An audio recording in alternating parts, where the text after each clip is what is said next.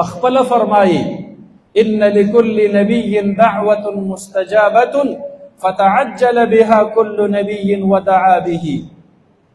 هر یو پیغمبر له الله په پوره ژوند کې د یوې دعا اختیار ورکړی دی چې ستا کومه خوښي هغه دعا وغواړه، الله ورسره وعده کړی زه به یې درله قبلوم، خو یوه دعا.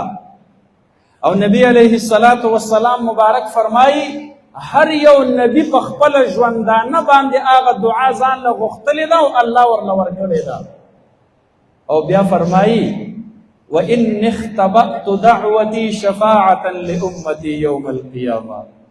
معلوم الله رب العالمین د یو دعا اختیار را کړی دی، ما خپل دعا د خپل ځان د پاره نه د غوښتلې مسلمانانو، ما خپل دعا د خپل بیبي عایشې د پاره نه د غوښتلې، ما خپل دعا د خپل باقیو بیبیانو د پاره نه د غوښتلې، ما خپل دعا د خپل مور خوږې مور د پاره د الله نه د غوښتلې، ما خپل دعا د خپل خوږ پلار د پاره نه د غوښتلې، ما خپل دعا د خپل فاطمه او د خپل نورو لونو د حسنین او د نوسو د هغې د پاره د الله نه د غوښتلې.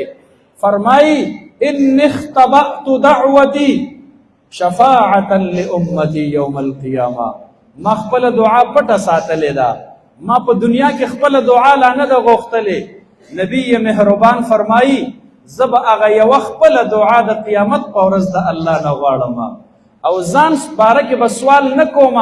شفاعة لأمتي، ما خپل امت دپاره سنبال کړې ده، زه به د خپل امت په حق کې د الله نه هغه یوه دعا غواړم، رب نور در نه هېڅ نه غواړم، خدایه خو زما د دې امت په حق کې زما شفاعت قبول کا. دا دومره لوی عظیمه هستی په مؤمنانو باندې مینه هستی.